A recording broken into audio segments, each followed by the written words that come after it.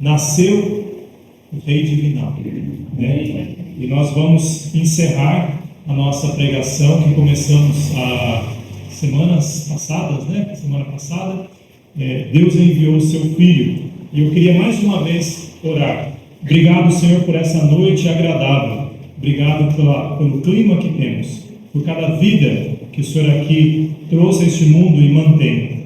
Oramos, ó Pai, que o Teu Espírito, que nos criou e que inspirou a Tua Palavra, venha falar ao nosso coração e que venhamos a responder em adoração, com fé e obediência. Em nome de Jesus, pedimos, nos dê um coração que adore e que Te sirva. Em nome de Jesus. Amém. Amém. Então, nós falamos, e o texto bíblico base é em Gálatas capítulo 4, versículo 4 e 5. Eu convido a igreja a ficar em pé para nós fazermos juntos essa leitura.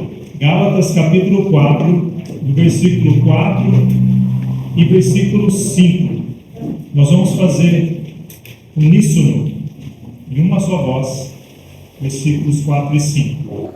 Mas, vindo a plenitude dos tempos, Deus enviou o seu Filho, nascido de mulher, nascido sobre a lei, para reunir os que estavam debaixo da lei, a fim de recebermos a adoção de filhos. Podeis assentar, meus irmãos. Deus enviou o seu Filho, Deus Filho, a segunda pessoa da Trindade, que sempre existiu, coexistiu com o Pai e com o Espírito. Ele para sempre já era, e Ele com o Pai e com o Espírito criaram o mundo, e Ele, no plano maravilhoso de salvação, de redenção da humanidade, adentrou a este mundo, pisou nessa terra, se encarnou como um ser humano, nunca deixando de ser Deus, mas agora, pela primeira vez, se tornando um homem, 100% homem. Esse é um evento, irmãos, que marcou a história da humanidade de tal forma que não só o nosso calendário, irmãos, mas a realidade mudou. A realidade mudou, a realidade espiritual, a realidade cósmica, a realidade física, a realidade em todos os aspectos. Porque o Criador do universo agora se adentrou no meio da sua criação. Porque Ele nos ama, porque Ele nos ama.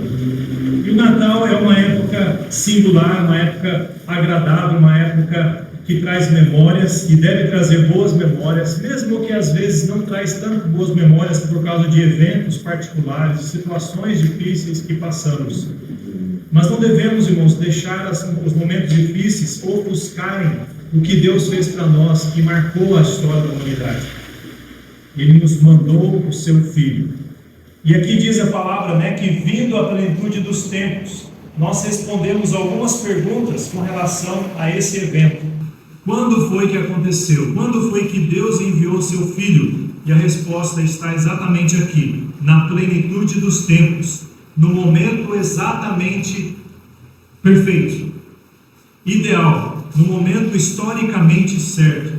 E nós falamos isso, né? No tempo apropriado, historicamente, religiosamente, culturalmente, politicamente, economicamente, em todos os aspectos. Era o momento exato de Jesus vir. Não era nem cedo e nem tarde demais. Era a hora perfeita de Deus na história humana. Certa vez eu ouvi alguém dizer que não só Maria estava grávida, mas a história estava grávida de Jesus Cristo. E foi isso que aconteceu. Vindo à plenitude dos tempos, Deus enviou o seu Filho, Jesus Cristo. Mas nós vimos como foi que esse nascimento ocorreu. Nós mencionamos sobre isso também, não só quando, mas como. Foi o que o texto diz, foi através do nascimento humano, nascimento de uma mulher. Mesmo que Jesus sempre existiu, como João capítulo 1 fala, né, que no princípio era o verbo estava com Deus, o verbo era Deus, o verbo é Deus. Mas Jesus Cristo se adentrou à humanidade, se encarnou, tomou a nossa carne, veio como ser humano. E nós vemos que isso aconteceu por ocasião do nascimento de Maria. Hoje de manhã falamos do nascimento, do milagre que aconteceu na história que nunca vai se repetir. O milagre ele não é provado cientificamente nesse aspecto, porque para ser científico você tem que provar, você tem que repetir várias vezes para você testar e constatar por várias situações, várias ocasiões. O milagre não é, irmãos, é algo singular, acontece uma vez. Não tem como você fazer, porque se faz 2, 3, 4 vezes, deixa de ser algo especial e deixa de ser miraculoso. E foi isso que aconteceu. Jesus Cristo nasceu de Maria, de uma única, de uma forma singular, porque nasceu de uma mulher, mas não de um homem. Ele não herdou a natureza pecaminosa de Adão, mas ele veio como um ser humano, ele veio de um ser humano, veio de Maria. Ele é a semente da mulher, que Gênesis capítulo 3, versículo 15 fala, que esmagaria a semente da serpente. Jesus Cristo cumpriu mais de 300 profecias com a vinda dele, como quando Deus Pai enviou o seu Filho, todas essas promessas vindas do céu, através dos seus santos profetas, foram cumpridas. E tem várias ainda que vão se cumprir. E vão se cumprir completamente, perfeitamente, porque Deus nunca mente. Então, o nascimento foi humano, mas foi virginal. Não precisou que um homem se casasse ou tivesse relação para que nascesse de forma que todos nós nascemos. Foi o Espírito Santo que lançou a semente para que Maria viesse a engravidar. Ela mesma ficou receosa, ficou com medo, mas ela se submeteu. Isso nos mostra que o medo, irmãos, não deve excluir a nossa fé e obediência a Deus. O medo existe. E Deus, ele diz várias vezes, em vários lugares na Escritura, não temais, porque o medo paralisa muitas vezes. A gente não faz o que é certo, ou faz o que é errado por causa do medo. Maria, mesmo com medo, ela confiou e disse, sim, meu Senhor, faça a tua vontade. E por causa disso, dessa submissão, que derrama o medo, despeja o medo nas mãos daquele que pode tomar conta, é que tudo se cumpriu. Louvamos a Deus pela obediência de Maria, que também precisava de um Salvador. Lembra do cântico dela? Que nasceu Jesus, o meu Salvador. Maria, que foi o veículo do nascimento de Jesus, da encarnação do nosso Salvador, ela também precisava dele como Salvador. E esse é o milagre, irmãos, o nascimento de Jesus Cristo. O nascimento virginal, tanto foi difícil para Maria, quanto foi para José, que pensou em abandoná-la, tanto foi para a família, que ela se sentiu excluída e teve que arrumar refúgio na casa de Isabel, a sua prima, que era a mãe de João Batista, que seria o precursor de Jesus. Então você vê como o nascimento humano, o nascimento virginal, cumpre as profecias. Deus enviou o seu Filho, nascido de mulher, nascido sob a lei. Jesus Cristo, mesmo vindo no período do Velho Testamento, ele não aboliu, ele não anulou o Velho Testamento, não anulou os escritos que Deus deixou para o seu povo Israel. Ele cumpriu todos eles, na verdade, irmãos. Ele fez de forma que ninguém nunca cumpriu na face da terra. Nenhum homem ou mulher, com boa intenção que tivesse, conseguiu cumprir toda a lei, mas Jesus cumpriu. Ele perfeitamente obedeceu. Ele foi o segundo Adão que não falhou. O primeiro falhou. Ele cumpriu. Ele obedeceu a Deus. Então nós vemos que Jesus nasceu sob a lei. E nós vimos que Jesus, ele cumpriu a lei. Ele não veio derrotar ou cancelar a lei. Ele disse, não cuideis que vim destruir a lei e os profetas, mas não vim destruir, mas cumprir. Em Hebreus diz, na qual vontade temos sido santificados pela oblação do corpo de Jesus Cristo, feita uma vez. Então Jesus Cristo não só cumpriu a lei, ele veio pagar pela penalidade que a lei impunha sobre pecadores. Ele não pecou, mas ele pagou pelo preço dos pecadores.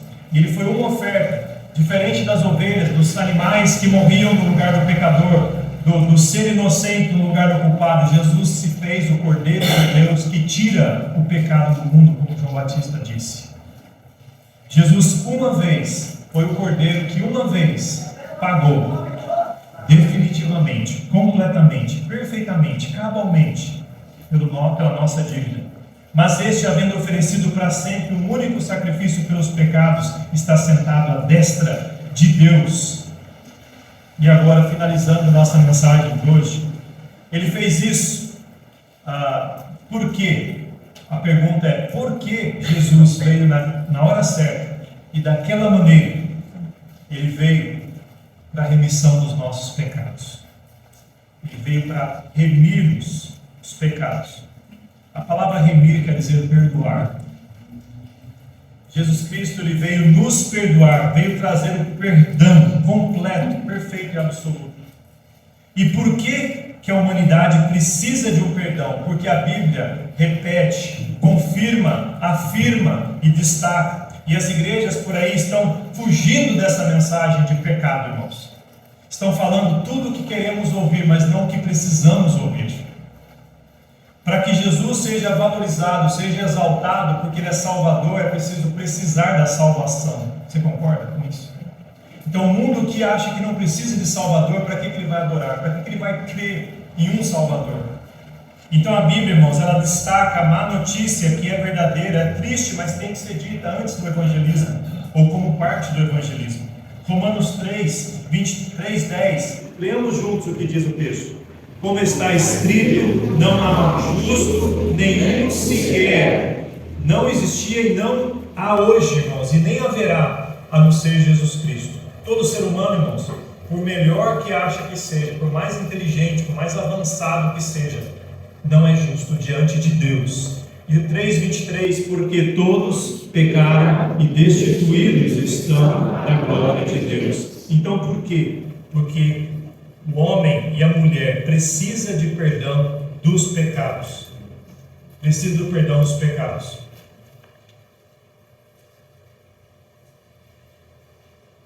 E o pecado traz consequências nas nossas vidas. O pecado traz em si a maldição sobre aqueles que o praticam.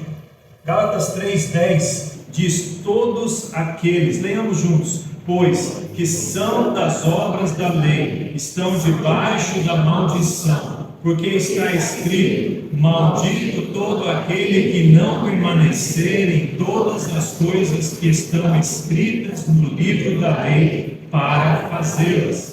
Então o livro da lei, a lei de Deus, o padrão perfeito do Deus Santo que nos criou, e devemos prestar conta para Ele um dia, como juiz, nos revela que somos malditos por causa da escolha de Adão e a escolha voluntária pessoal que temos até hoje, irmãos.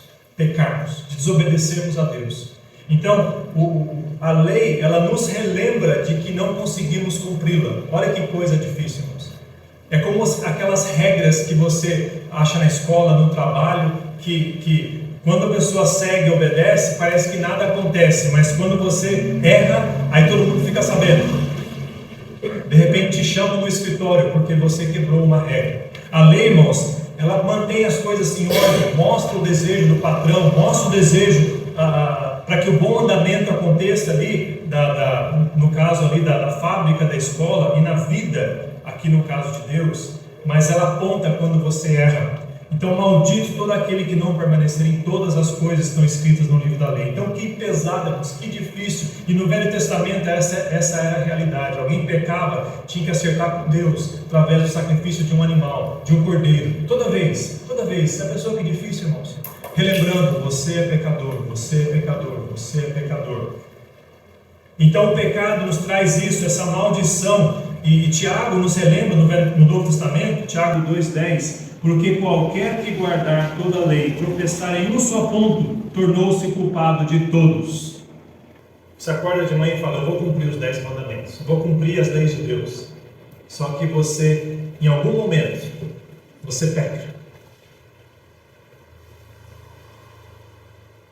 Você olha para alguém com intenção impura. Jesus fala: você adulterou. Está lá no coração, ninguém viu, você não falou para ninguém. Você já é culpado de toda a lei. Já pensou nisso, irmãos? É difícil. Na verdade, é impossível para o ser humano, nas suas forças, fazer isso. O único jeito era o próprio Deus resolver isso para nós. Não de baixo para cima, mas de cima para baixo. Ele enviou o seu Filho para ser maldito por mim e por você, irmãos. Ele tomou a minha culpa, tomou a sua culpa. Jesus veio, mas Ele veio inocente como um bebê, cresceu, obedeceu, sofreu, morreu, ressuscitou. E por causa de Jesus Cristo nós temos o perdão, a remissão. Romanos 6:23, porque o salário do pecado é a morte, mas o dom gratuito de Deus é a vida eterna por Cristo Jesus, nosso Senhor. Liberdade, poder, capacidade vinda dos céus, salvação, remissão, perdão dos pecados, irmãos. Isso é o que nós celebramos aqui. Essa igreja, irmãos, é uma das igrejas, não é a única, nós sabemos disso. Mas nós somos responsáveis em sermos zelosos pela palavra que nós pregamos, pelas pessoas que aqui estão. Isso é uma igreja local. E eu quero relembrar aos irmãos que devemos ser gratos, sempre louvar a Deus por ter enviado o seu Filho. Não desvalorizarmos, não vivermos em pecado, desvalorizando, desmerecendo o sofrimento, a vida e o sofrimento do nosso Salvador. Então, quando pecarmos, vamos ficar tristes, vamos confessar e deixar o pecado. Amém, irmãos? Amém. Vamos viver de forma honrosa ao nosso Salvador, que se tornou maldição por mim e por você. Gálatas 3, 11, 13 e 23. E é evidente que pela lei ninguém será justificado diante de Deus, porque o justo viverá pela fé. Então, já que não dá para obedecer e cumprir tudo, que a gente vai falhar mesmo, é pela fé que nós somos justificados. Isso não quer dizer, irmãos, que não devemos obedecer a Deus. De forma nenhuma estamos falando isso. A lei ela é muito importante, só que agora nós podemos cumprir em Cristo, podemos cumprir a lei. Nós podemos obedecer, porque nós temos à nossa disposição aquele que cumpriu a lei vivendo em nós. Amém, irmãos? Amém. Se Cristo é o seu Salvador, Ele vive em você, Ele cumpre a lei através de você. Então, irmãos, você deve viver à altura disso. Cristo nos resgatou, verso 13, da maldição da lei, fazendo-se maldição por nós. Porque está escrito: maldito todo aquele que for pendurado no madeiro.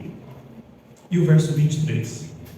Mas antes que a fé viesse, estávamos guardados debaixo da lei e encerrados para aquela fé que se havia de manifestar. Então, irmãos, Cristo veio nos remir, nos perdoar do pecado e também nos livrar da consequência do pecado, que é a morte. De maneira que a lei nos serviu de tutor para nos conduzir a Cristo, para que pela fé fôssemos justificados.